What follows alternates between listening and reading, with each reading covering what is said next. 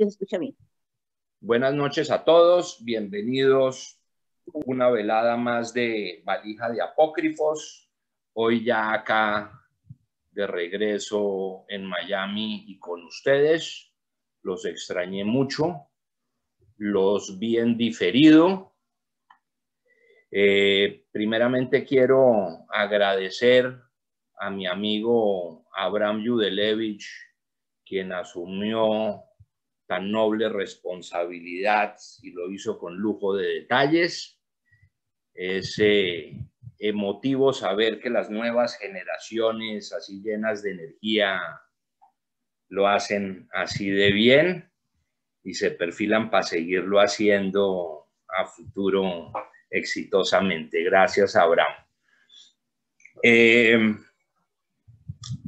Las 2 semanas pasadas estuve en Francia con mi hermana, paseando sabroso, y en los próximos días les estaré compartiendo en el blog, en Facebook, algunas fotos y comentarios de temas y lugares interesantes que pudimos visitar y que tienen que ver con el espíritu de este espacio.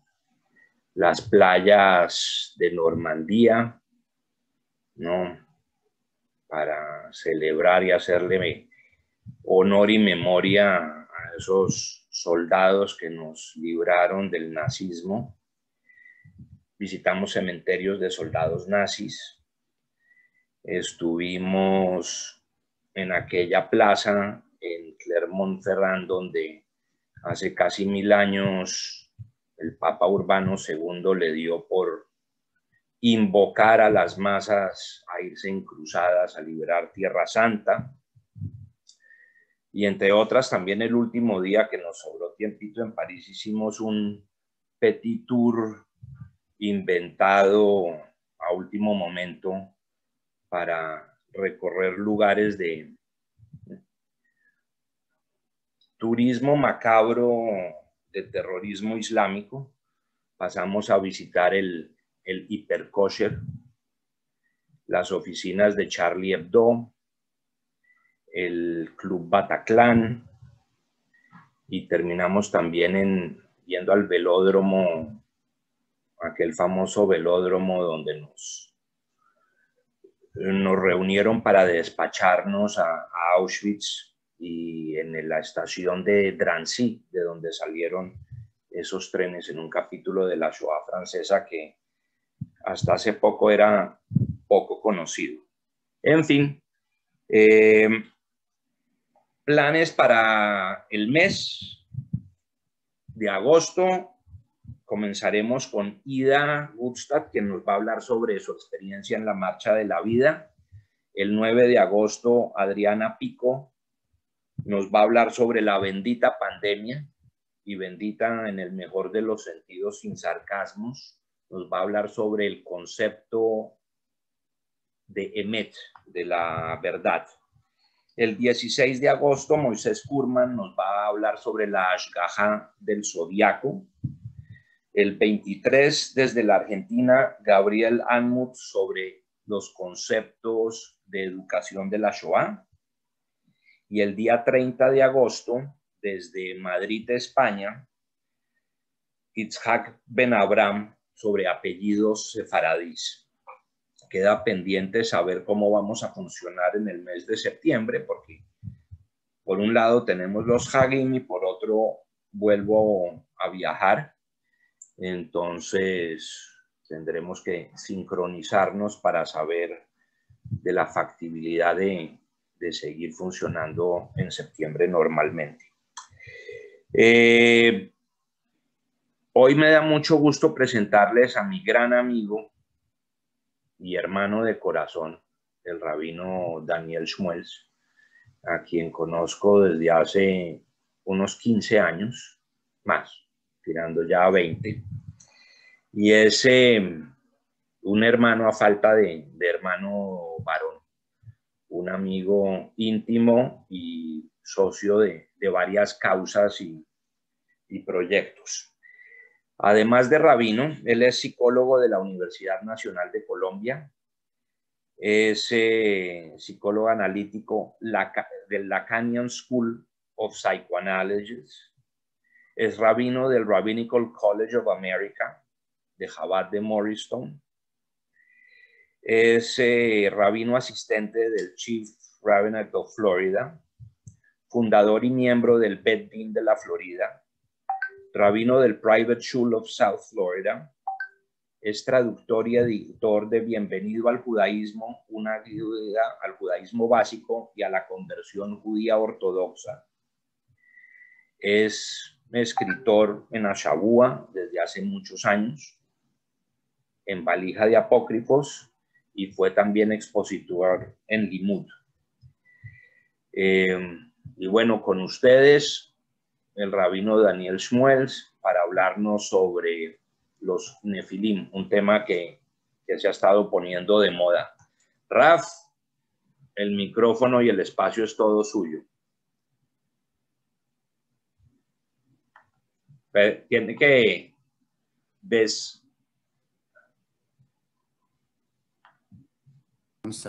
ahí está. Muy bien. Listo. Bien. Bien, muchas gracias, Jack, por la introducción y bueno, buenas noches a todos. Ojalá que este tema sea un poquitico interesante para todos ustedes. Definitivamente es controvertido.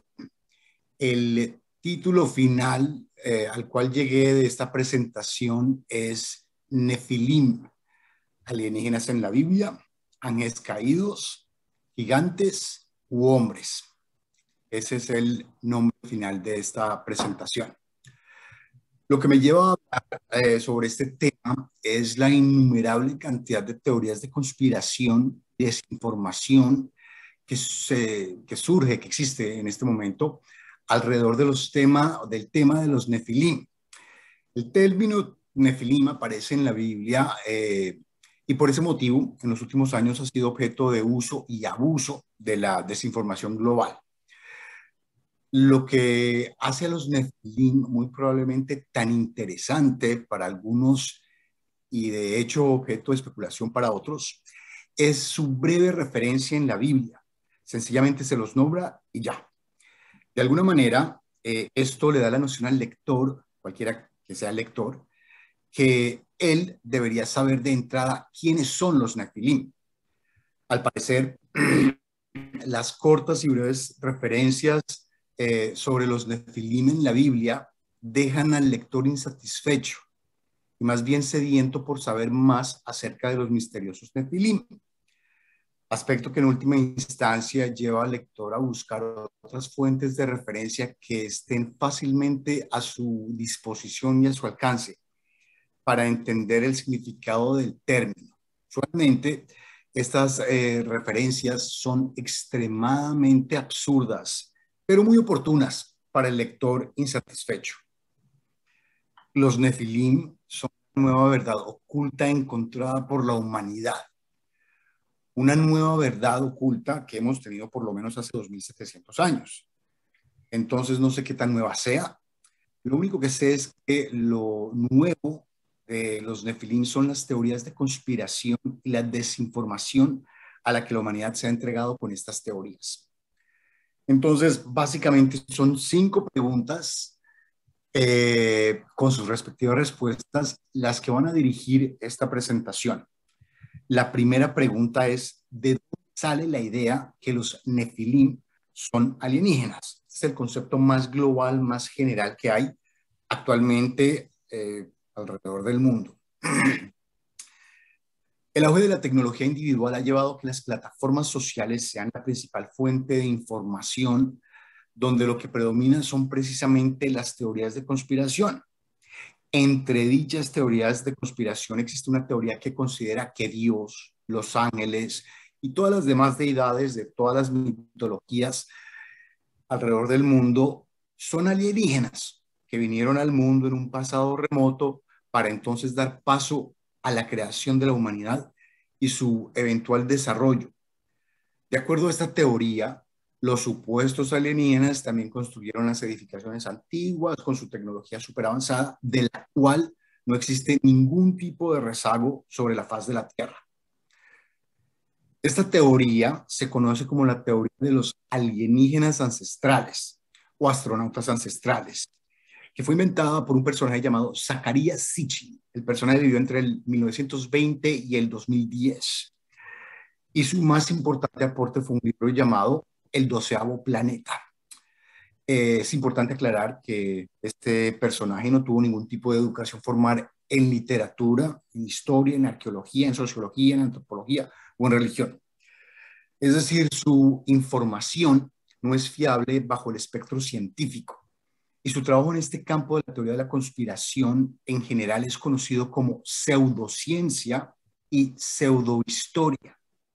Todas sus traducciones del sumerio son equivocadas. Cualquier persona que haya medio leído un poco de la traducción del sumerio sabe que eso es cierto. Y de hecho el personaje realmente lo que estudió fue economía en la Universidad de Londres. Junto a él hay otros payasos como Eric Van Daniken, quien escribió un libro muy famoso que se llama Carruajes de los Dioses. A este genio se le agrega el campo, además de los anteriores, de pseudoarqueología. Se inventa todo tipo de teorías alrededor de eso. Y debido a todo el fraude llevado a cabo con sus teorías de conspiración, el personaje hasta resultó encarcelado por varios años, donde escribió otro de sus maravillosos libros.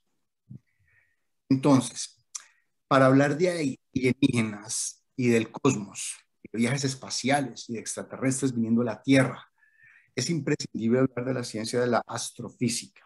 Aquellos que conocen algo de mí saben que tengo una fascinación enorme por la astrofísica. De hecho, escribí un artículo en La Valija acerca de la creación del mundo, en donde explico por qué el mundo sí se hizo en 7 días. Es una explicación muy sencilla con una ecuación matemática, introduciendo algunos términos físicos de astrofísica. Por ello, traeré a colación el prefacio del libro Los dioses del espacio revelado.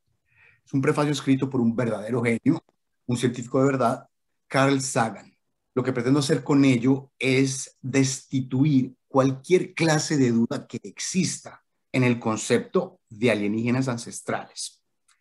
El libro dice lo siguiente: el que una escritura tan descuidada como la de von Däniken, cuya teoría principal es que nuestros ancestros eran unos idiotas, sea tan popular es un comentario sobrio en la credibilidad y desesperación de nuestros tiempos. También espero que continúe la popularidad de libros como Carruajes de los Dioses en secundarias y universidades, en cursos de lógica, para que este sea objeto de estudio de lo que es un pensamiento desordenado. No tengo conocimiento alguno de libros que tengan tantos errores lógicos y factuales como los de Van Daniken. Con esto, Carl Sagan nos está diciendo muy claro que ni Dios, ni los dioses, ni los ángeles, ni los alienígenas, ni nadie eh, llega a venir a la Tierra. Y para demostrar que hayan venido, falta mucho más que esas teorías de conspiración. A pesar de esto, esas teorías de conspiración de alienígenas ancestrales, donde hay, pues, en esas teorías se encuentran presidentes reptilianos, cantantes que pertenecen al Illuminati, etcétera. O sea, todo tipo de insensateces.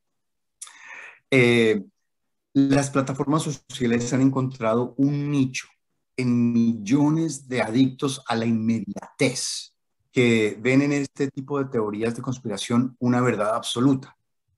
Estas teorías de conspiración han traspasado las plataformas sociales y han hecho que canales privados de televisión, como específicamente el History Channel, dedique su mejor horario a un programa exclusivo sobre este tipo de teorías de alienígenas ancestrales, donde von Däniken, el personaje que critica a Sagan, el mayor fraude de las pseudociencias, es el invitado principal. De hecho, debido a la cantidad de interesados en estas teorías de conspiración, hasta Hollywood decidió crear una película dirigida a este público llamada Noé, en el 2014, dirigida por un personaje llamado Darren Aronofsky. En esa película hay unos gigantes de piedra Los gigantes de piedra, de acuerdo a esa película, son los Nefilim o los hijos de los dioses. La película nos deja muy claro quién es quién, cómo es quién y bueno, etcétera. En la actualidad existe una necesidad social de creer en la interpretación o creación de una teoría a partir de la opinión o imaginación de alguien sin ningún tipo de instrucción formal. Esto es importante para mí. Yo considero que ese es el riesgo más grande que corre nuestra civilización en este momento. La educación formal ha sido destituida por la teoría de conspiración. La gente se entrega por completo a charlatanes que no tienen la más mínima educación formal en el tema que sea, con tal de satisfacer su insatisfacción, sus dudas, cualquiera que éstas sean. Lo que hacen básicamente estas teorías de conspiración es descontextualizar cualquier hallazgo arqueológico o en nuestro caso particular cualquier versículo de la Biblia para entonces incrustar de la manera más abrupta su interpretación que está basada en las fantasías de la imaginación infantil, conocida en el psicoanálisis como el animismo mágico. La validación de estas teorías de conspiración yace en la utilización de versículos y hallazgos arqueológicos, sobre todo, como veremos más adelante, en textos apócrifos o pseudoapócrifos, para demostrar que sí hay un legado que quiere ser silenciado por la ciencia convencional junto con los corruptos gobiernos del mundo para mantener a la gente ignorante. En conclusión, para esta pregunta primera, la idea que los Nefilim son alienígenas surge de todas estas teorías de conspiración de los astronautas ancestrales, inventada en principio por personajes corruptos y fraudulentos como Sitchin y von Däniken, quienes encontraron un público, como dice Sagan, extremadamente ignorante y perezoso para estudiar las fuentes originales. Ese público ha llegado a la cúspide de su desesperación intelectual en nuestros días, dando paso a que las plataformas sociales nutran la insensatez humana con toda clase de teorías de conspiración, incluyendo que los Nefilim son alienígenas. Ahora sí, entrando más en materia concreta, la segunda pregunta que dirige este trabajo, que me tomó un buen periodo de tiempo estudiar, es en dónde habla nuestro Tanaj sobre los Nefilim. Técnicamente hay 3 secciones en el Tanaj donde se habla de los Nefilim. 2 veces en la Torá y 1 vez en Neviim. Sin embargo, ello depende de qué texto se tiene en consideración. Si se está leyendo la Septuaginta a nivel de traducción o si se está leyendo el texto masotérico a nivel de traducción. Si se trata de la Septuaginta, que de hecho nuestros Humashim tienen básicamente de donde se tradujo la Septuaginta, como para que entiendan qué es lo que está pasando, son 3. Entonces, de acuerdo a eso, son 3 lugares en donde el Tanaj va a hablar de los Nefilim. Primero va a ser en Bereshit, en el libro de Génesis, capítulo 6, del 1 al 7, en la parsha que nosotros vamos a llamar Bereshit. El segundo va a ser en Bemidbar, en Números, el libro de Números, el capítulo 13, del 28 al 33, en una parsha que nosotros vamos a llamar Shelach. Y el tercero, que viene en Nevi'im, es uno de los profetas, Ezequiel, en el capítulo 32, el versículo 27, y ese es extremadamente importante para darle punto final a todo tipo de especulación. Pues bien, el caso que más se trae a colación en estas teorías de conspiración, que también me he enterado que circula por muchos otros ámbitos, no solamente en un ámbito judío, sino también en muchas iglesias, también en muchos centros de cabala virtual y estos centros de estudio así como particulares, es la de Génesis capítulo 6. Ese es donde básicamente todas las personas utilizan de donde sacan el término Nefilim. Los versículos usados van a variar de teoría en teoría y usualmente son versículos que van del 1 al 4 del capítulo 6. Debido a ello y para contextualizar adecuadamente, traduciré literalmente del libro de Génesis, del capítulo 6, del 1 al 7. Voy a hacer aquí una aclaración. La traducción que yo voy a hacer es mi traducción personal, directa del Humash, lo que nosotros conocemos como el Pentateuco, los 5 libros de Moisés, que actualmente tenemos en todas las sinagogas. Es importante que tengan presente que va a haber discrepancias literarias en relación con las traducciones impresas, en tanto mi propósito para este análisis es hacer que una traducción, es más bien hacer una traducción absolutamente literal del texto en hebreo. Sin embargo, como lo veremos más adelante, y es lo que quiero hacer básicamente, una traducción literal va a ser totalmente insuficiente para interpretar y contextualizar, analizar o comentar sobre un texto, especialmente cuando se trata de un texto extremadamente antiguo como el de este caso. Si tienen la posibilidad, les recomiendo que miren su Humash directamente. Tengo Humash aquí, qué sé yo, Humash es los libros de Moisés escrito en libro. Bien, voy a leer el capítulo, voy a traducir, esta es mi traducción directa. Sucedió que cuando el hombre comenzó a multiplicarse sobre la faz de la tierra, e hijas nacieron de ellos, y fueron los Benei a Elohim, los hijos de los dioses, a las hijas del hombre que se embellecían por sí mismas, y tomaron para ellos esposas de quien fuera que ellos escogieran. Dijo Hashem: no dejaré que mi espíritu pelee por siempre por el hombre, porque él es carne y sus días serán 120 años. Los Nefilim, entre paréntesis, gigantes, en la tierra en esos días y también después.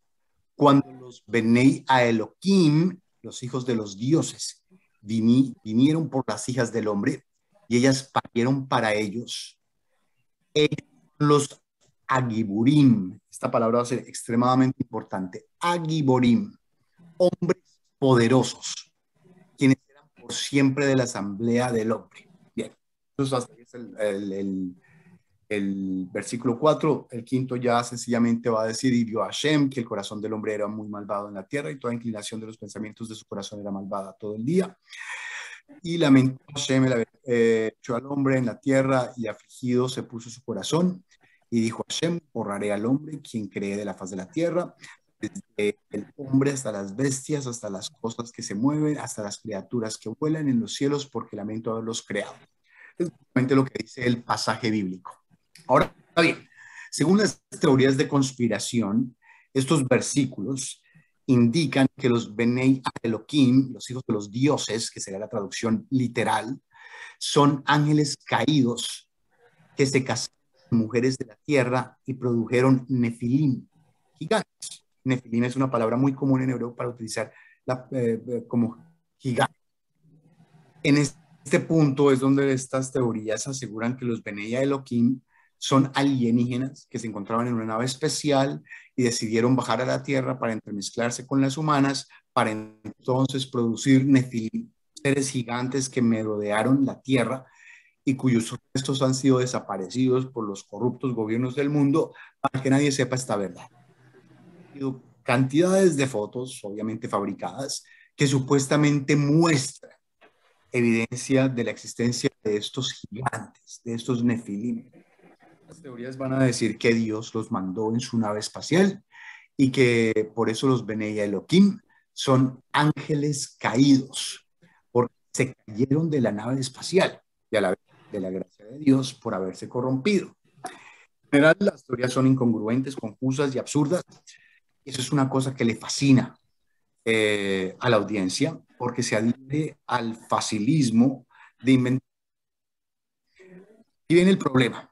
El problema viene que unas teorías dicen que los Nefilim son los mismos Benei Elohim, otras dicen que son los hijos de los Benei Elohim, y otras dicen que son ambos, y todas muestran pruebas que hasta un niño de quinto de primaria podría destituir, cosa que ratifica Carl Sagan en su prólogo que ya mencionamos. Toda esta mezcolanza se puede observar también en esta película Nova. que recomiendo no ver jamás por ser una pésima producción, como producción de Hollywood es pésima, y una mezcolanza absurda entre el libro de Enoch y entre el Zohar. Tal vez la recomendación sería que la vean para ratificar que es una pésima producción y que de hecho ahí hay una mezcolanza donde absolutamente nada de la narrativa o de la narración es bíblico, absolutamente nada. En conclusión, son tres los pasajes bíblicos que hablan de los Nefilim, ya que la arqueología literaria considera que la traducción más adecuada es Septuaginta, donde se usa la palabra Nefilim, que es la misma que nosotros utilizamos en nuestros Humashim, es la que se utiliza ahí. La tercera pregunta es si existe una evidencia en nuestro Tanaj que los Nefilim son alienígenas. Y haciendo un análisis pshat, un análisis simple de los versículos, la respuesta es no. Los versículos en ninguna parte dicen que Dios está en una nave espacial proveniente de otro planeta y manda a sus astronautas a la Tierra y ellos deciden quedarse con las terrícolas. Y como eran extraterrestres, entonces los hijos les nacieron gigantes porque ellos eran gigantes.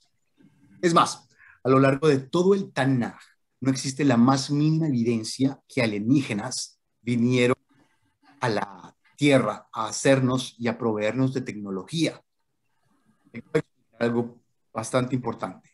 Las visiones de nuestros profetas no fueron astronautas que bajaron en naves espaciales para hablar con ellos y mucho menos para llevárselos.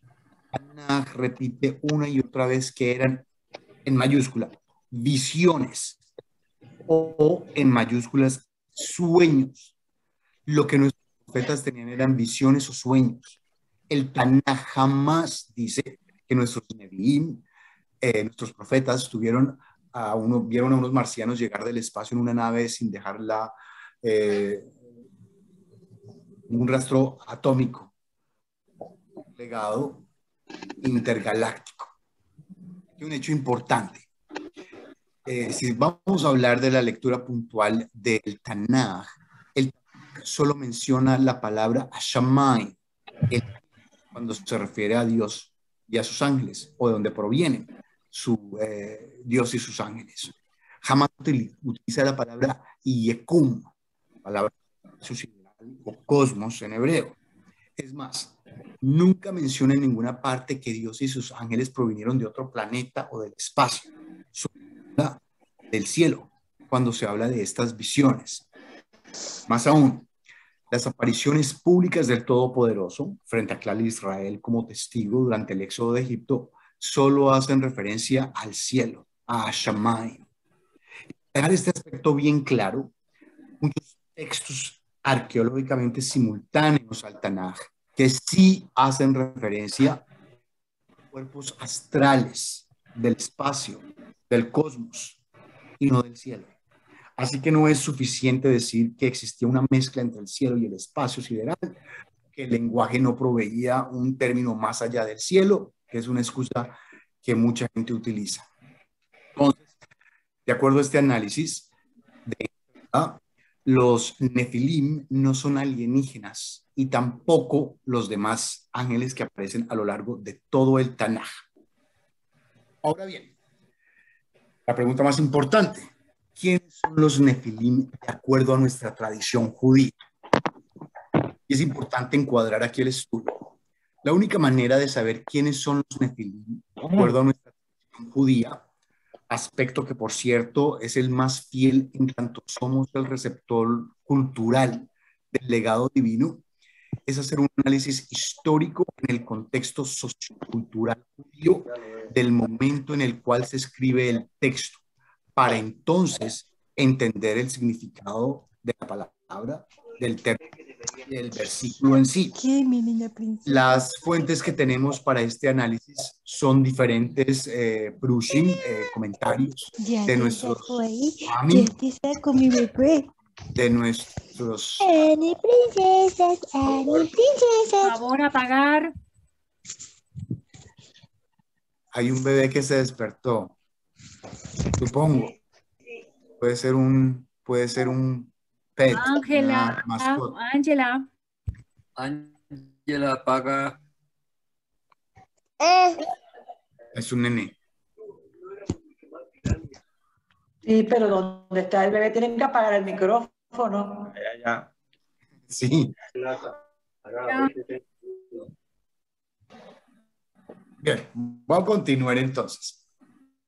Las fuentes que tenemos para este análisis, para hacer este análisis, van a ser los diferentes prushim, los comentaristas de que hicieron nuestros hajamim, nuestros sabios, en los diferentes forim, en los diferentes libros que nuestro judaísmo abraza como libros legales no canónicos.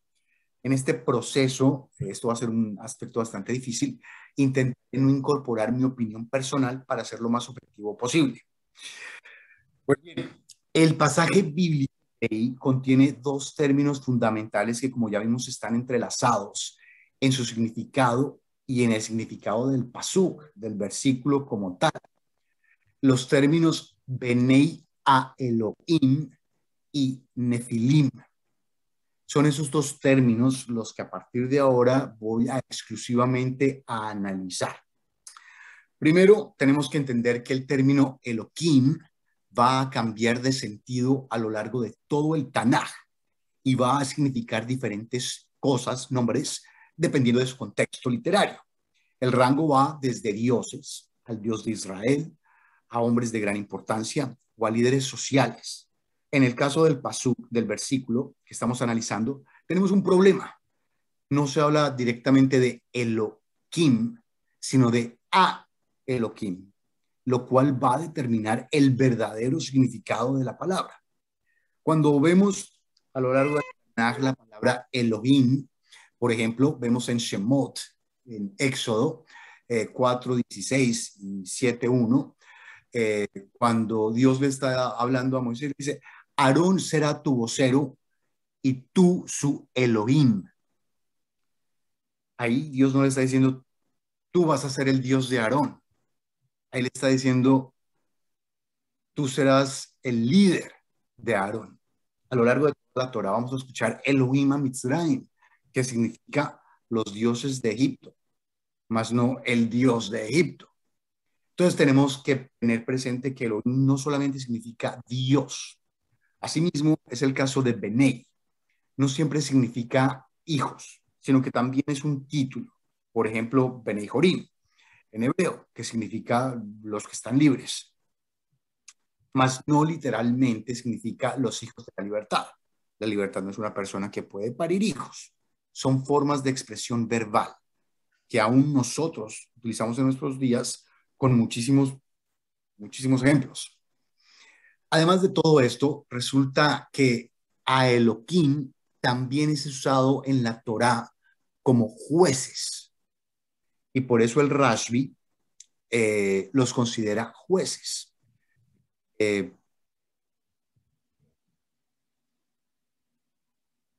Por ejemplo, en Shemot 21:6 dice, y su señor o amo deberá traerlo a Elohim. Es decir, su amo los deberá llevar a los jueces, no a Dios. Están hablando de tribunales. No se está hablando de que lo va a llevar a Dios, lo va a llevar frente a jueces. Y eso es importante tener presente. Ya aclarando el término Elohim y Benei Elohim, en su contexto literario, pasemos a las diferentes opciones, o más bien opiniones acerca de lo que esta expresión verdaderamente significa.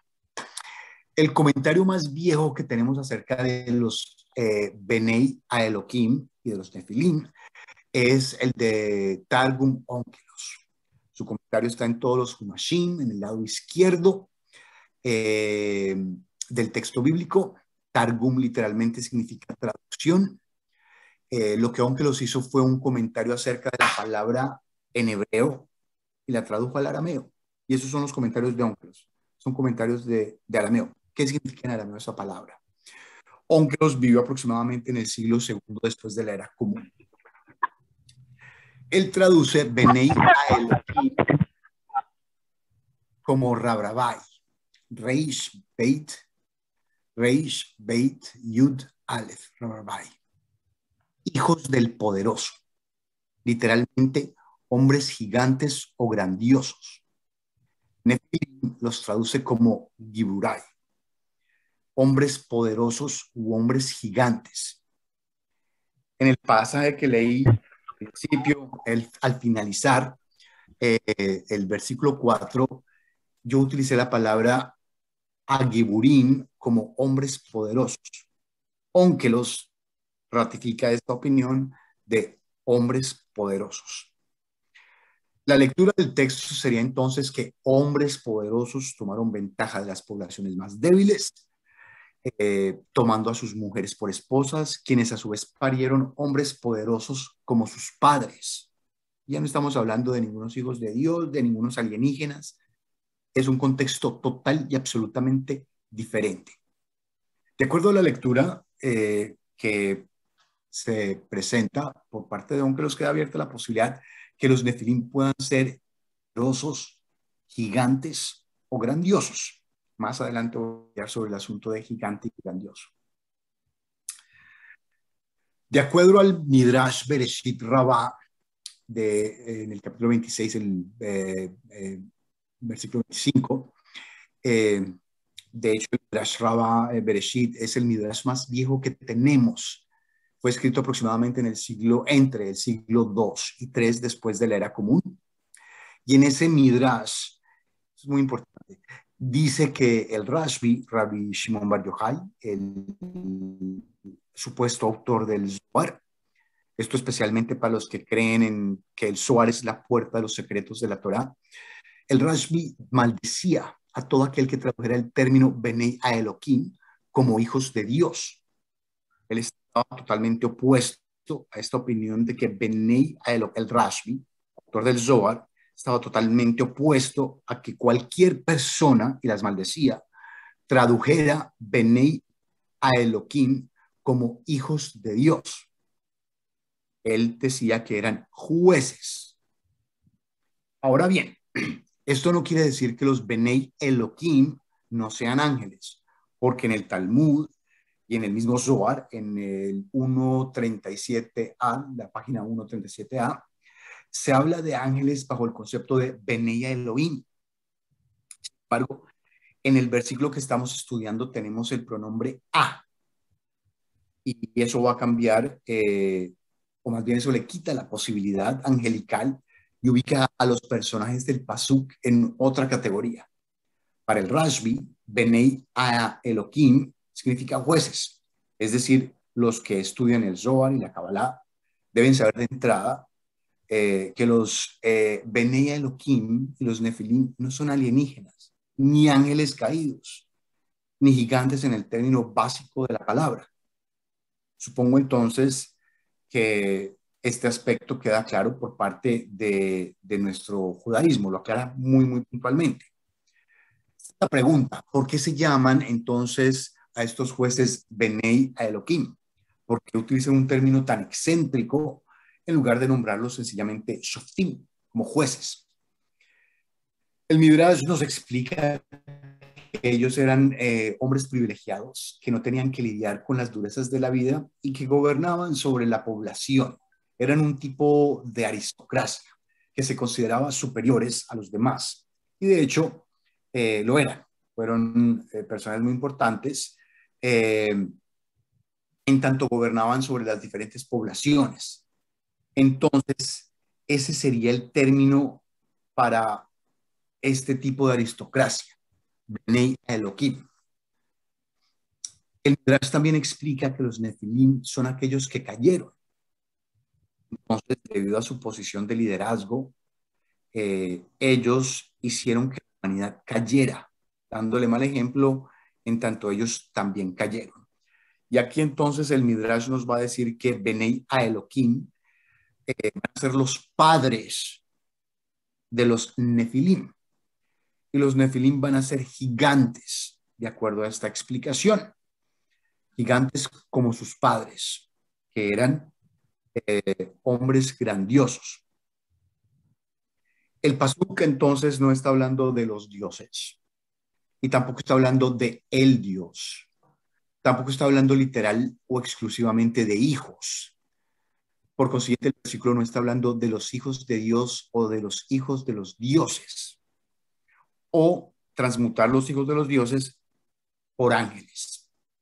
El consenso general del judaísmo ortodoxo es que Benei Elohim significa jueces. Y aquí voy a traer diferentes rabinos que aclaran esta idea. Rabbi Sadia Gaon, que vivió entre el 882 y el 942 de la era común, y quien escribió el Tafsir. Para aquellos que no saben, el Tafsir es la escritura de la Torá en arameo con caracteres hebraicos. Nombra a los Benei Elohim como al-Asharaf, personas nobles, y a los Nefilim los llama al-Geburah. Nuevamente regresamos a esa palabra que nombré anteriormente de Geburah.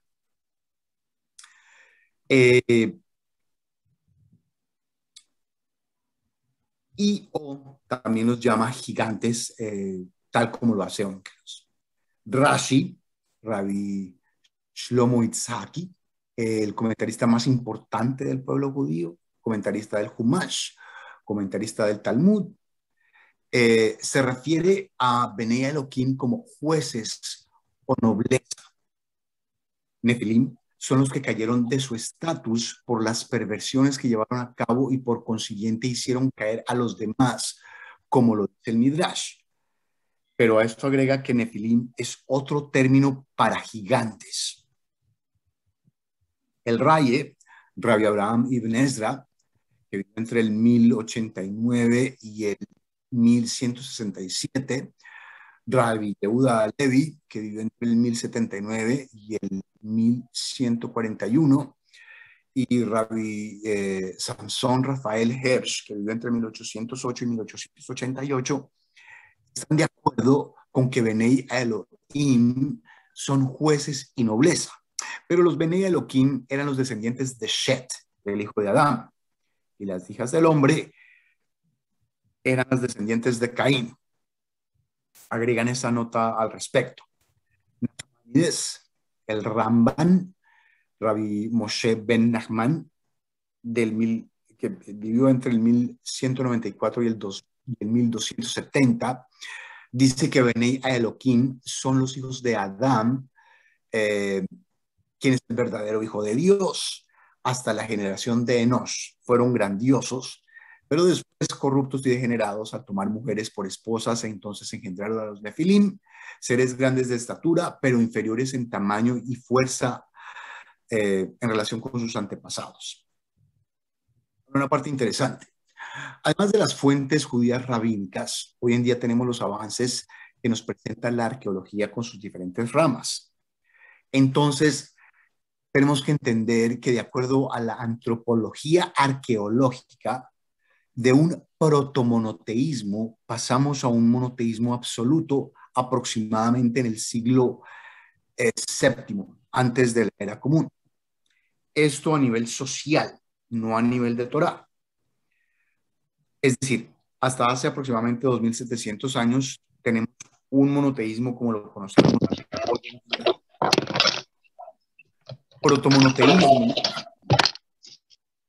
significa que el desarrollo antropológico del pueblo, otra vez hay un sonido.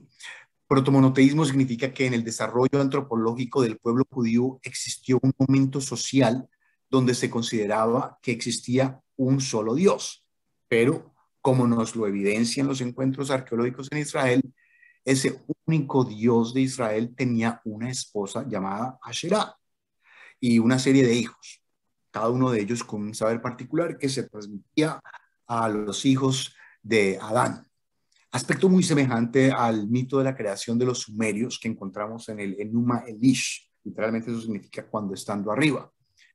Este texto del Enuma Elish tiene muchas semejanzas superficiales con el libro de Bereshit, incluyendo un diluvio, incluyendo un personaje semejante a Noah llamado Utnapishtim.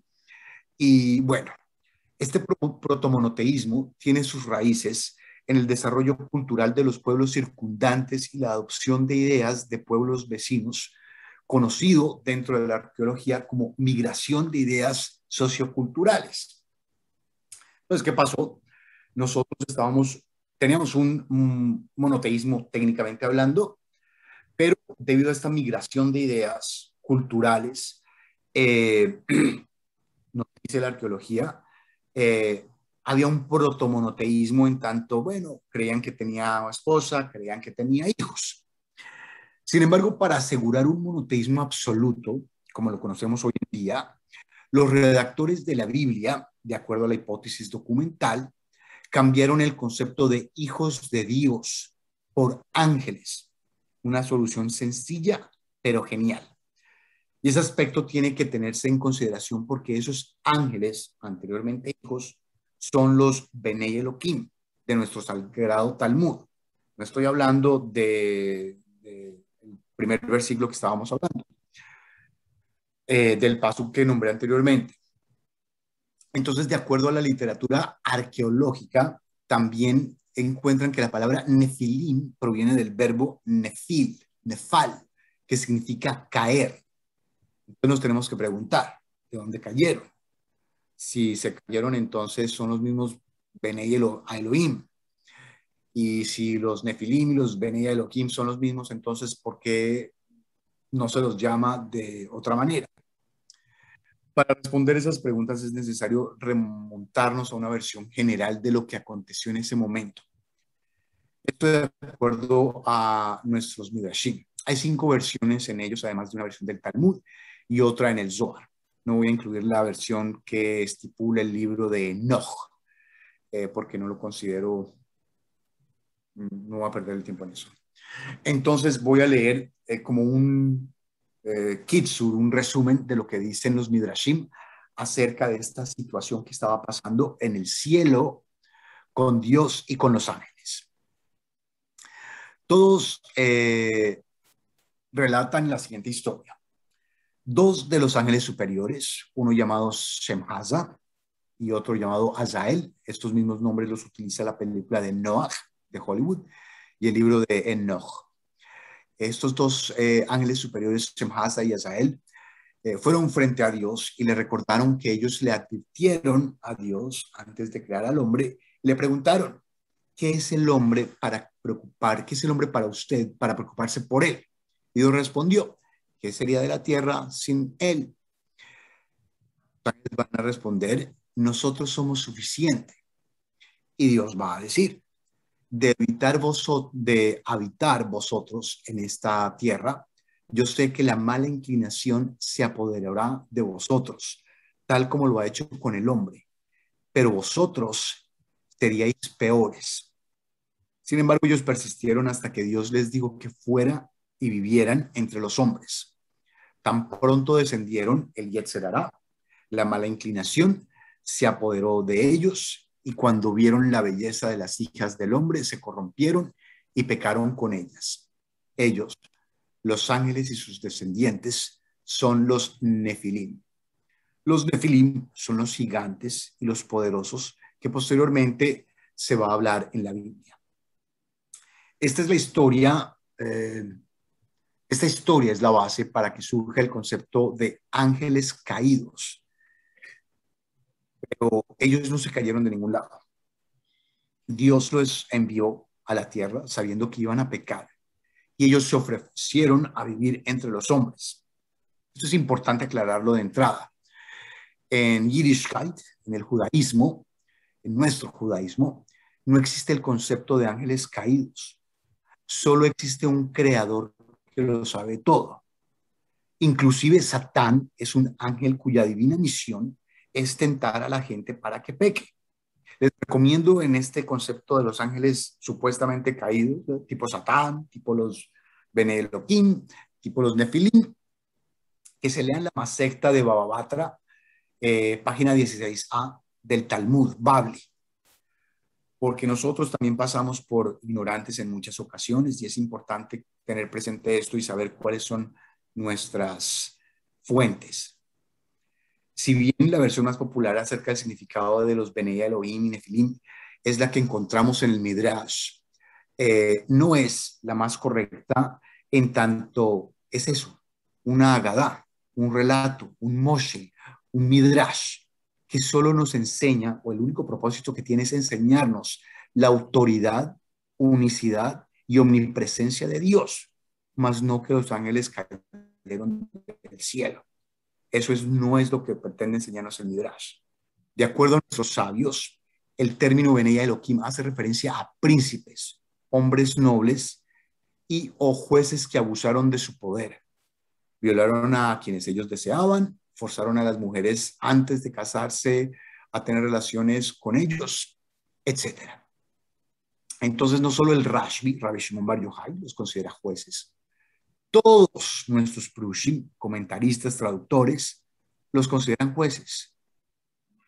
Entonces, la pregunta que viene es, ¿en la fantasía de quién puede ser este término considerado como ángeles caídos o alienígenas? Y nuevamente mi respuesta va a caer en las manos de Carl Sagan. Es total y absolutamente absurdo. Nuestro judaísmo ancestral es el que determina el significado puntual del versículo. Es el análisis sociocultural del judaísmo de ese momento histórico el que puede ofrecer una verdadera respuesta, no las fantasías de una lectura inapropiada, de una persona no entrenada formalmente en una yeshiva ortodoxa convencional. Esto me parece que también es un poquitico abusivo cuando la gente extrae abruptamente un término y lo pone a su mejor antojo y lo encuadra como mejor le parezca. Ahora bien, la discrepancia va a surgir en relación con los nefilim puntualmente. Entonces hay que preguntarse al fin de cuentas quiénes son. Y lamentablemente, de acuerdo al judaísmo, son varias las respuestas. Como en el judaísmo todo tiene diferentes opiniones. Unas opiniones dicen que los Benei Elohim, después de descender, fueron los nefilim. O sea, cuando descendieron los Benei Elohim, entonces se convirtieron en nefilim. Otras opiniones dicen que los descendientes de los Benei Elohim van a ser los nefilim. En el caso de Aemek Davar, dice que Benei Elohim eran personas nobles que estaban en un nivel espiritual elevado y tanto ellos como sus hijos Nefil, cayeron de su nivel espiritual al corromperse de poder, matando, robando y violando. La opinión de la arqueología literaria se aleja un poquitico del concepto de gigante, de ángeles caídos u hombres nobles corruptos, y propone que en el contexto literario la palabra nefilim se refiere a grandes guerreros caídos en batalla o grandes guerreros muertos en batalla, guerreros honorables que cayeron muertos, es decir, guerreros que tuvieron una muerte heroica. Bajo ese contexto, el derivado de la palabra nefil, se refiere a guerreros muertos, como en el caso del lamento de David. Esto está en Shmuel, en Nevi'im, el libro de Nevi'im, el libro de Shoftim, no, de Shmuel, en donde el lamento de David sobre la muerte de Saúl y Jonatán, donde dice, como los guerreros caen, es decir, grandes guerreros caídos en muerte. Y les recomiendo leer ese pasuk también. Esta opinión exige que una traducción apropiada del pasuk de Bereshit, el primero que leímos, debería ser los asesinados o los grandes guerreros asesinados cuando se habla de nefilim. De acuerdo a esta opinión, el final del versículo 4 ratifica y confirma que se trata de hombres que eran grandes guerreros de la antigüedad. La traducción que yo hice decía, ellos son los Agiborim, hombres poderosos, quienes eran por siempre de la asamblea del hombre. La traducción apropiada dice, ellos eran los héroes de tiempos antiguos, guerreros de renombre. Y eso es lo importante, y es el contexto que está tratando de traer la arqueología. Ese final nos da a entender que la palabra nefilim es utilizada como un título, un sobrenombre, para denotar a aquellos grandes guerreros que existieron en un pasado remoto y que, de acuerdo a la arqueología literaria, ese era el concepto que los judíos tenían de la palabra nefilim en el momento histórico en que se escribió la Biblia. Y por eso los nombra de paso sin dar detalle de ellos. Por eso la Biblia sencillamente dice nefilim, nefilim aquí, nefilim acá, nefilim allá, nada más. Porque se sabía de entrada que en ese contexto sociocultural ese era el nombre que pertenecía para estas personas. En Bemidbar se habla de los nefilim como gigantes que habitan en la tierra donde los dos espías israelitas se ven como saltamontes frente a ellos. De acuerdo al análisis arqueológico literario, esto quiere decir que los nefilim, número uno, sobrevivieron el diluvio. El Talmud va a hablar de un personaje llamado Og, que sobrevivió porque se prendió al arca de Noé. Y seguían siendo gigantes, es decir, seguían siendo grandes guerreros. Y va a retomar aquí la arqueología el mito de Og también para confirmar que guerrearon, literalmente, como decimos en Colombia, guerrearon para quedar vivos, para sobrevivir. Es algo así como cuando hoy en día decimos tal persona es un monstruo. No quiere decir que la persona sea un monstruo con 1000 cabezas y 20 pies. Sencillamente es una expresión verbal. Y si nos vamos a detener al caso puntual de lo que es un gigante en estatura, el asunto es muy sencillo. La arqueología nos enseña que la estatura más alta de un hombre del Medio Oriente hace 3000 años era de 1,60 metros. David Amelech, el rey David, es descrito en el Tanaj como más bajo que el hombre común, lo cual, de acuerdo a ellos, él lo ubica en una estatura de 1,42 metros. Entonces, si comparamos esta estatura con la de Filisteo Goliat, 2 metros, lo convierte en un gigante. Una persona de 1,40 metros frente a una de 2 metros es un gigante, literalmente es un gigante. De hecho, para nosotros hoy en día, Arnold Schwarzenegger, con sus 1,88 metros, es un gigante. ¿Cómo sería para alguien un personaje más alto y más fornido hace 3000 años? Entonces, eso también se destituye fácilmente en el sentido literal de la palabra. Por lo cual consideramos que el gigantismo del que se habla puede ser metafórico. En tanto se puede referir a los descendientes de estos grandes guerreros caídos en batalla, pero aun cuando no sea metafórico, sino que sea puntual, bueno, la estatura no son los grandes huesos que van a encontrar en el internet cuando pongan nefilim. Bien, ya para finalizar, no para finalizar, pero creo que el tiempo no nos da para más. En el judaísmo existen 5 explicaciones de por qué a los nefilim se los llama nefilim. Bereshit Rabá, el Midrash, va a decir porque cayeron de su grandeza. Rashi, en Bereshit 6.4, va a decir porque causaron que el mundo cayera. Nachmanides, Radak, Raye, en Bereshit 6.4, van a decir porque causaron que los corazones de los hombres cayeran temblando ante su gran estatura. Así en Bemidbar 13.33, Alat Yaakov Bereshit 6.4 va a decir porque cayeron del cielo con su propio consentimiento. Su deseo era caer y Dios sabía que iban a caer. En Kei de Rabbi Eliezer, en el Perek 22, eran gigantes en estatura, en autoridad y en espiritualidad. En conclusión, los nefilim son gigantes, tanto en el sentido literal de gran estatura, como en el sentido metafórico, como en el sentido de autoridad social y grandeza espiritual, que descendían de los Benei a Elohim, que eran los jueces de tiempos remotos.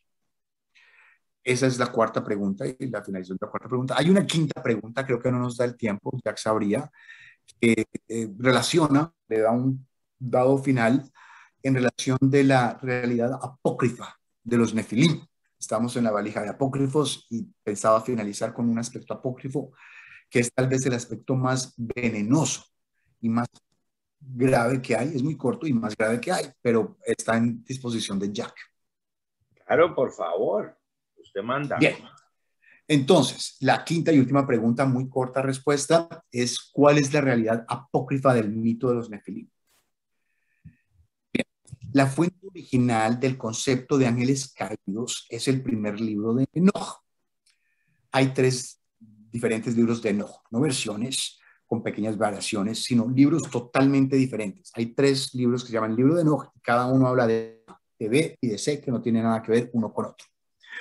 El libro al que la gente se refiere cuando habla de ángeles caídos es el libro primero de Enoch. Ese libro literalmente no es apócrifo como tal, es pseudoapócrifo. El motivo por el cual se llama pseudoapócrifo es porque usa el nombre de un personaje existente en el canon bíblico oficial, pretende ser el autor de dicho texto. Determinar la verdad de quién escribió el libro de Enoch es una presentación entera por sí misma, pero les aseguro que no la escribió Enoch, el de la Biblia. Y en cambio fue escrito siglos después, y básicamente va a ser de la época del Segundo Templo, como para ubicarlos puntualmente.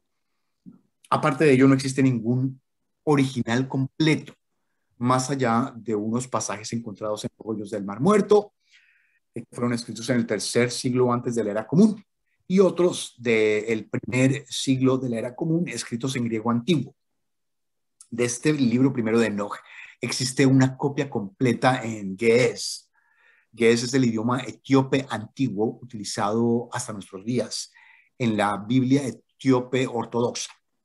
De hecho, los judíos Beta Israel de Etiopía también, ellos no tienen 24 libros en el Tanaj, ellos van a tener 25 libros en su Tanaj porque incluyen este libro de Enoch como uno de sus libros de su canon bíblico. En este libro de Enoch es la primera sección de ese libro, la que más detalla la caída de los ángeles. Ahí literalmente son llamados los hijos de Dios y enseguida van a ser llamados los ángeles caídos. Esa primera sección se llama el libro de los vigilantes. Y también va a haber una subsección que se llama el libro de los gigantes. Ahí se encuentra, en esa parte o en esa sección, en esa primera sección, en este libro de los vigilantes, se cuenta cuántos ángeles eran, cuántos cayeron, quiénes son, cuál es el nombre de cada uno, cuál es el jefe, qué poder tenía cada uno y qué poder le iba a entregar cada uno a la humanidad, etcétera. Ahí se relata el plan de bajar a la tierra y tomar por esposas a las hermosas mujeres, hijas del hombre, y tener con ellas hijos que resultan ser los nefilim, que son los gigantes. Y ahí va a haber una discrepancia entre las traducciones. Una traducción va a decir que parieron niños normales y que esos niños normales fueron gigantes.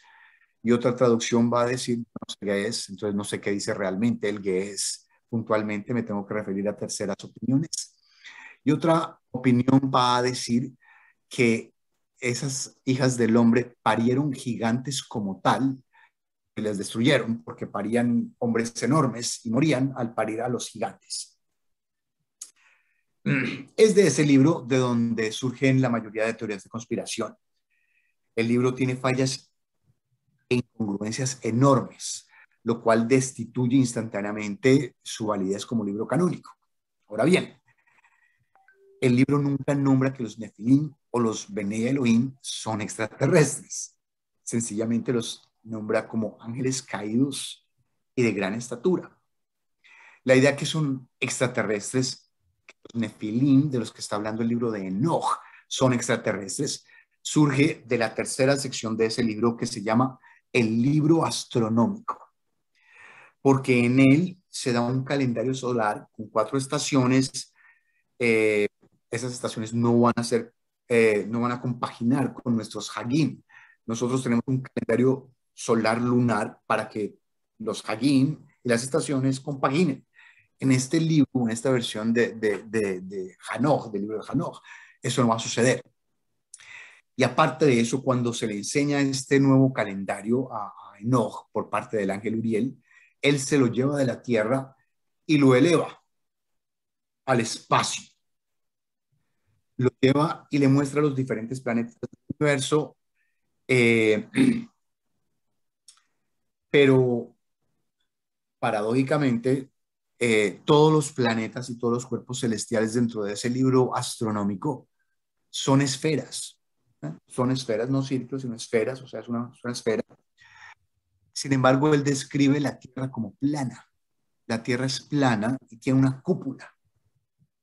Y este libro es el libro de teorías de conspiración por excelencia, porque las personas deciden, estos teóricos de la conspiración, hay muchos que se llaman terraplanistas.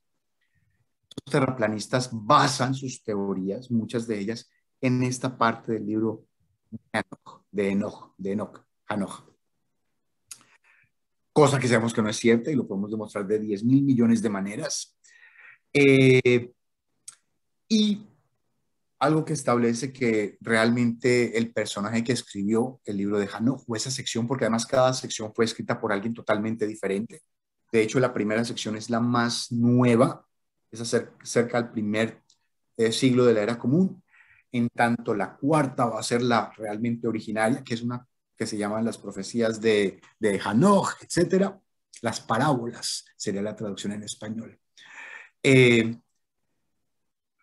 Y este es el libro que, para como que dar una vuelta completa con las teorías de conspiración, más produce esta información nociva y falsa y equivocada.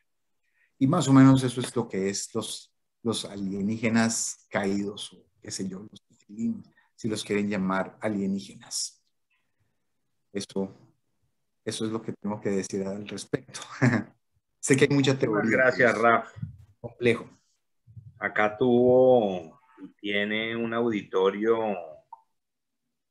en número plural, taquillero, tanto Bueno, eso está bien. que vendió todas las plazas como en Facebook, y comentarios a diestra y siniestra en superlativos.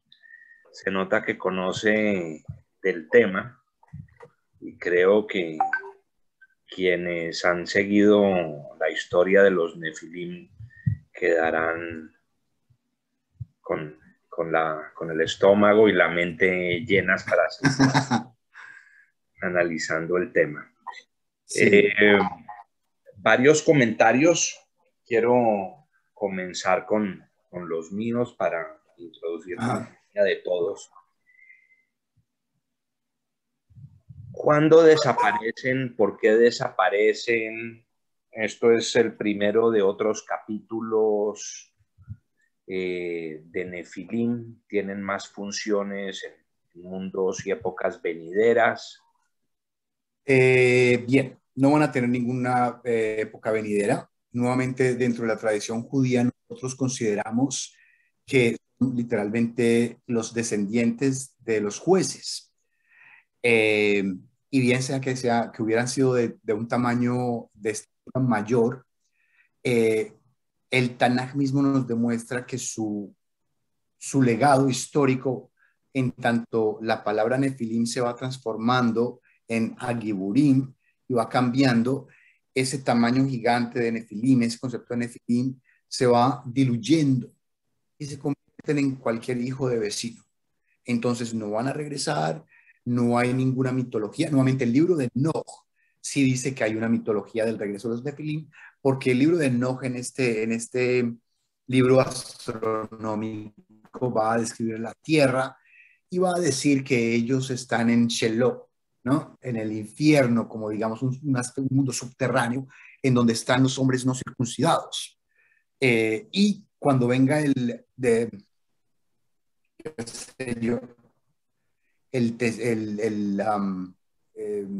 din, ¿cómo se dice? El juicio. Entonces, en ese juicio final van a ser juzgados. Y entonces regresarán a donde Dios, pero no regresarán a la tierra. ¿Hasta qué momento histórico figuran? Y hasta David, que eso nos daría más o menos 3.000 años, de acuerdo al tiempo de la Torá, del Tanaj. Mi prima Perla preguntaba si el diluvio vino a eliminarlos. No sé si hace referencia quizá si el diluvio vino, ¿qué? Si el diluvio los eliminó. los No, borró de la... el Talmud nos comenta puntualmente de dos personajes que sobrevivieron el diluvio. Uno de estos Nefilim se llamaba Og, que se agarró del arca de Noé y logró sobrevivir, y sobrevivió hasta después del diluvio, hasta cuando se bajaron las tierras y empezaron a continuar su, digamos que, procreación. Pero el mismo Talmud nos va relatando que fueron descendiendo tanto en estatura como en poderío, ¿sí? Entonces ahí nos relata, eso está en Baba Batra. Hablando de estatura, Natán pregunta, haciendo referencia al comentario del tamaño del rey David, si hay alguna referencia en el Midrash a cuánto medía Moshe Rabbeinu. No. No, no sé. No sé la respuesta, es factible que sí haya, pero estoy casi seguro que no. Pero bueno, si pensamos, no sé, debería ser por básicamente la misma estatura, ¿no? Además, eso, como lo establece la arqueología actualmente, es por estrato, las estratas arqueológicas en donde se encuentran huesos y determinan la estatura tanto de la más grande como la promedio como la más posible baja. Entonces, habría que mirar arqueológicamente un libro que se llama Desenterrando la Biblia, de un personaje que creo que a usted no le queda muy bien, es muy amigo mío, el doctor Israel Filkenstein. Ah, Y él habla un poco de eso y un poco de cuáles son las épocas y los tamaños de las épocas. Y ahí tal vez podría haber una respuesta. sí, a menudo las grandes figuras de la humanidad han sido pequeños en tamaño físico, ¿no? Bolívar. Autorreferencial, está haciendo autorreferencial. ¿Perdón? Está haciendo autorreferencial. No. Nos miramos a los ojos. No, yo estoy totalmente de acuerdo con usted.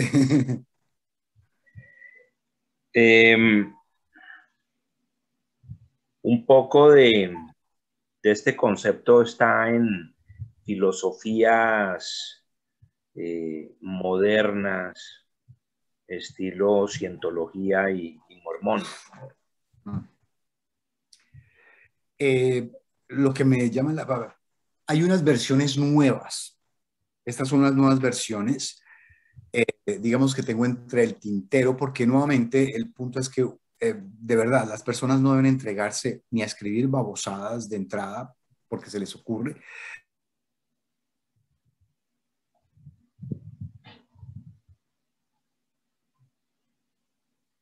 ¿Me escuchan?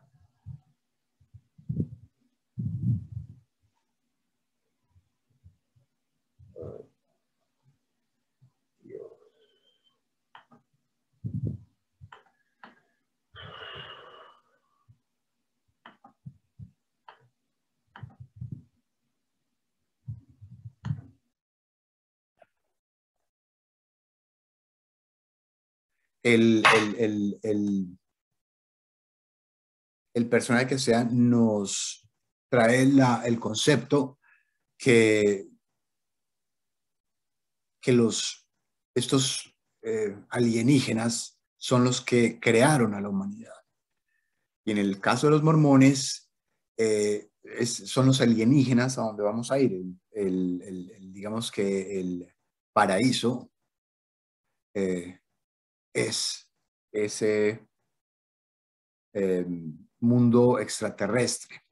Lo particular es que esto es totalmente destituible. Sin embargo, son grupos que crecen enormemente a nivel de poblacional y demográfico. Y la fe que tienen es increíble. Con las teorías más absurdas, es muy interesante ver la historia de los mormones porque el que creó el movimiento mormón era un personaje muy particular, yo lo llamaría un estafador. Y eso es, y tienen una fe que a veces dentro del judaísmo es bastante cuestionable, que no tenemos ese poder y tampoco tenemos ese poder poblacional, demográfico, no estamos creciendo como quisiéramos crecer. Eso es lo que puedo decir de eso.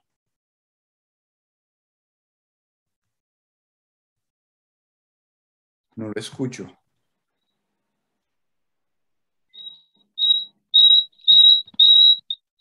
Creo que apagó su micrófono.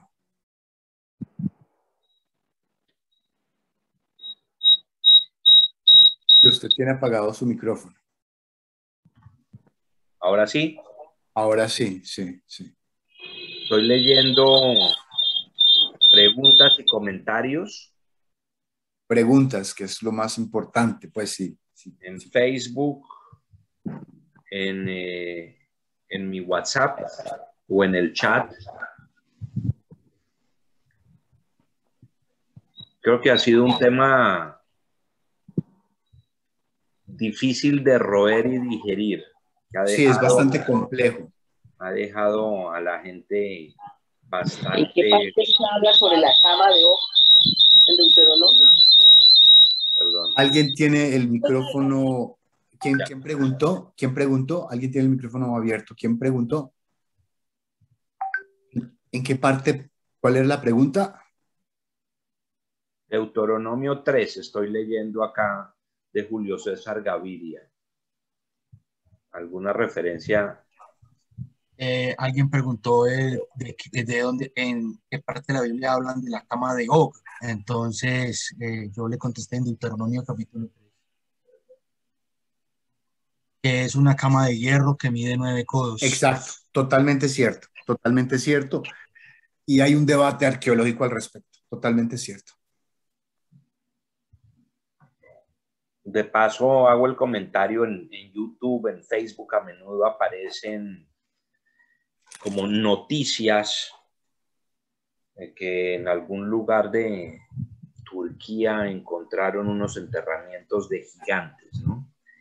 Y Sí, hay eso una hay que foto preguntarle a totalmente Esli. fuera de proporción.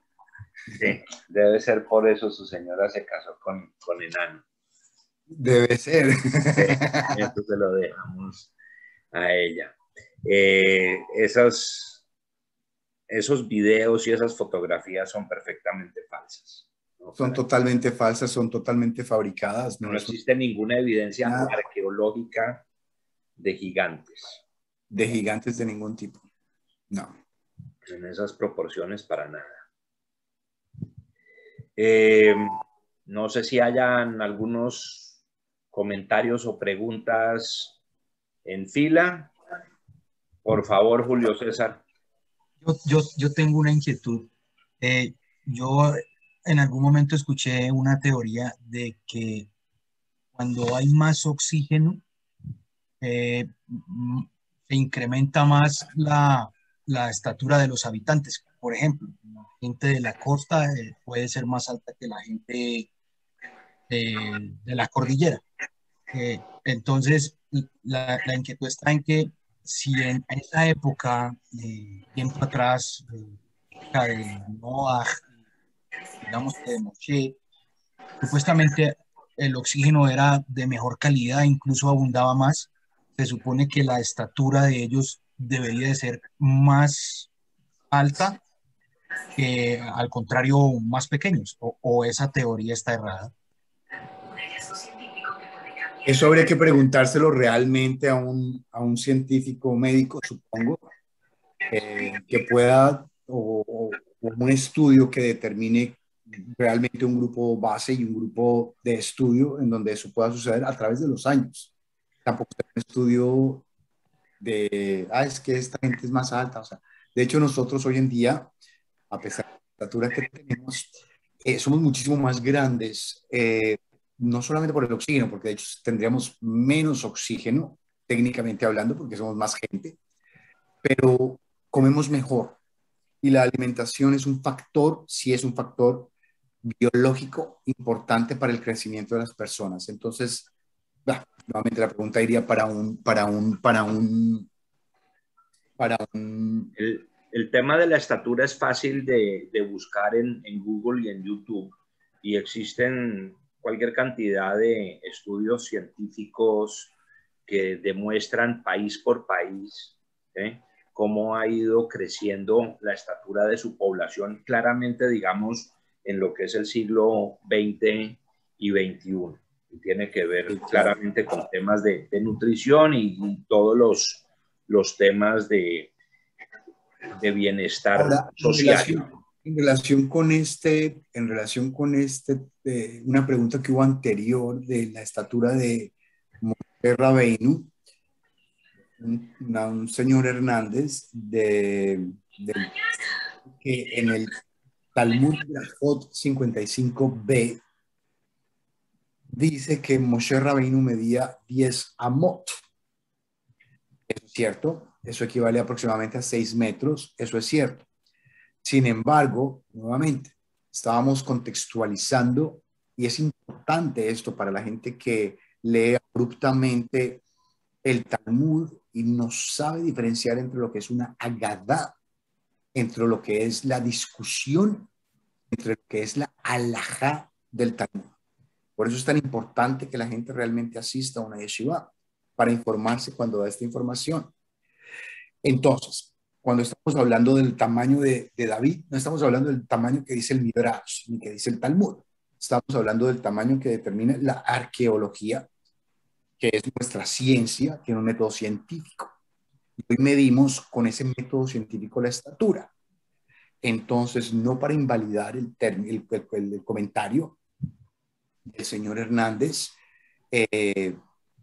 sino que sencillamente para poder determinar el tamaño de Moshe Rabbeinu, nuevamente tenemos que ir a una excavación en el Medio Oriente de aproximadamente 3.800 años atrás y saber cuáles son las medidas de la población promedio. Obviamente Moshe Rabbeinu no era promedio, obviamente nada por el estilo, pero si Moshe Rabbeinu medía 6 metros, pues entonces, ¿cuántos mediría Goliat?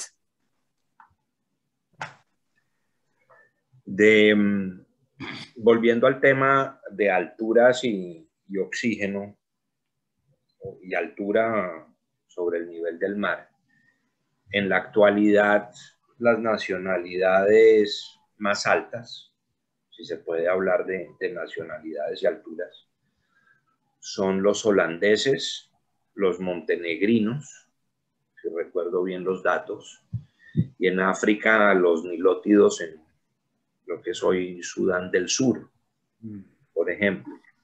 Pero también a la misma altura y latitud están los pigmeos en Uganda, en la República Centroafricana, el Congo y demás. Entonces, sin ser yo científico y docto en el tema, pero no creería que necesariamente ese sea el tema.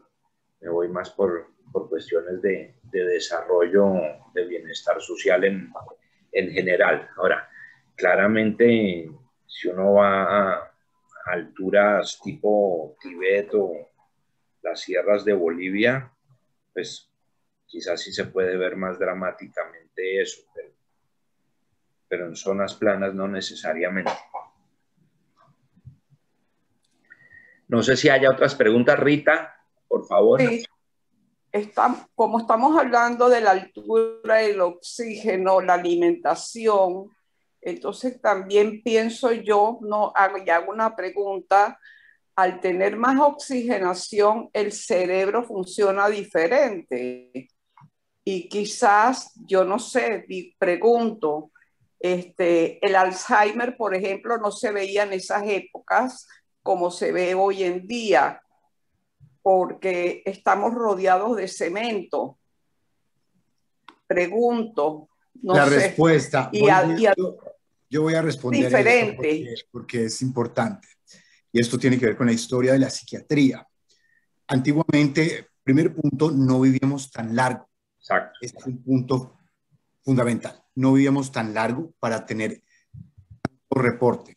Segundo, hay un libro que se llama La nave de los locos, de psiquiatría.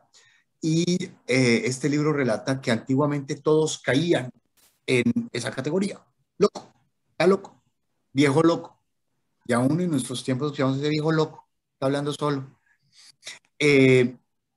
No podemos decir, porque además el DSM-1 aparece demasiado reciente, en donde además la psicopatología que hay no incluye desórdenes como el Alzheimer. Esto fue incluido a partir del DSM-4, ¿sí? Entonces no tenemos registro histórico científico que pueda decir que antes no sufríamos de Alzheimer, ¿sí? No tenemos ese registro histórico. El DSM-1 hablaba de enfermedades mentales como idiota, tarado e imbécil. Esos eran los términos para las enfermedades mentales, ¿sí? Hoy esos ya son términos reprochables porque son insultantes. Entonces, realmente no tenemos dato real. No hay un dato científico que pueda decir que antiguamente teníamos menos Alzheimer. Gracias, pero la edad tampoco tiene que ver con eso, dicen, porque los científicos dicen que Dios libre y guarde de joven también puede dar. Es totalmente Y cierto. lo que pasa no estaba tan adelantada como está hoy en día. Es totalmente cierto que efectivamente hay un problema de neurotransmisión con la bomba de potasio y la bomba de sodio que sucede en el cerebro. Esto puede suceder a cualquier edad, totalmente cierto. ¿Alguna otra pregunta o comentario? Mi hermano hizo un comentario con relación del Alzheimer. También tiene que ver mucho la genética. En Antioquia hay un pueblo donde se está estudiando a nivel mundial sobre por qué en ese grupo, en ese sector, en esa vereda de Antioquia, el Alzheimer se presenta de edades muy precoces. Pero es un tema completamente en estudio y muy difícil de afirmar cualquier cosa. Gracias, doctor.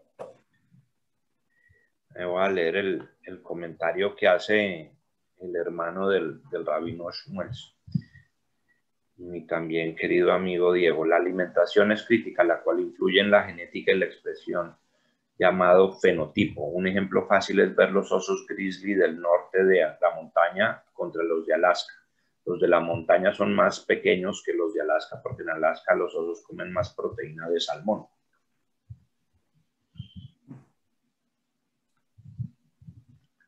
Hay varias respuestas. Diego, un gustazo tenerlo por acá. Bueno, no siendo más, Raf, ha sido un placer tenerlo con nosotros. Muchas gracias. Muchas gracias. Jackie, un pequeño comentario. Jackie, un pequeño comentario con relación, por favor, a David y Goliat. Se ha visto que David tenía la estatura de esa época, era alrededor de los 1,60, 1,60 y pucho, que era, no David, el grupo promedio. Y que Goliat en realidad era un personaje que era acromegálico. Su estatura, si los acromegálicos son alrededor de 2 metros. Que precisamente el éxito de la lucha de David contra Goliat, Goliat luchaba, y cuando luchaba cuerpo a cuerpo, y por eso era la ventaja que tenía con los unían y los llevaban a un sitio, y él ganaba porque era más grande y lo protegían más. Pero resulta que los acromegálicos no ven bien, son cortos de vista. Y esa fue una de las ventajas que se dio cuenta y la inteligencia de David. David dijo, no quiero espada, no quiero espadas, ni protección, ni escudos, sino sencillamente él estaba acostumbrado a manejar su onda con la cual alejaba a los leones y los tigres para proteger sus ovejas. Entonces él se dio cuenta que Goliat no veía bien. Por eso él no se acercó, y Goliat no veía dónde estaba el diminuto ese que él no veía que iba a pelear con él. Y Goliat se acercó hasta donde él no lo pudiera alcanzar, y cogió su onda que manejaba muy bien y le pegó su pedradón en la frente, lo privó y cogió la espada de Goliat y lo mató. Pero en realidad Goliat era un acromegálico y perdió precisamente porque si tenía ventajas, por un lado por su altura y su fortaleza, pues su debilidad era la visión, y eso fue la estrategia que afortunadamente David se dio cuenta, y eso fue uno de los éxitos para que David pudiera vencer a Goliat. Como mandíbulas en James Bond. Gracias, doctor. Muchas Rabino, nuevamente muchísimas gracias. Buenas por noches. su exposición. Dejó Muchas a gracias. todos acá sedientos Callados. de más y seguramente con la intención de investigar este tema a profundidad. Este espacio es suyo para más charlas y para nuevos artículos. Su aporte siempre ha sido, es y será brillante. Gracias, Rafa. A todos ustedes, Muchas gracias por a todos. acompañarnos. Gracias, Jackie. Muy Gracias, amable. Rabino. A todos, Nos vemos que el estén muy próximo bien. lunes Muchas gracias. para acompañar a nuestra querida Ida, que nos va a contar sobre sus experiencias en la marcha de la vida. A todos una feliz semana. Hasta la próxima. Gracias. Lo mismo, Jackie. Muchas gracias, Jack. Todos a todos. Gracias, Rabino. Gracias. Gracias a todos. Maravillosa Gracias, charla. buenas noches. Muy interesante. Muchas gracias. Muchas gracias.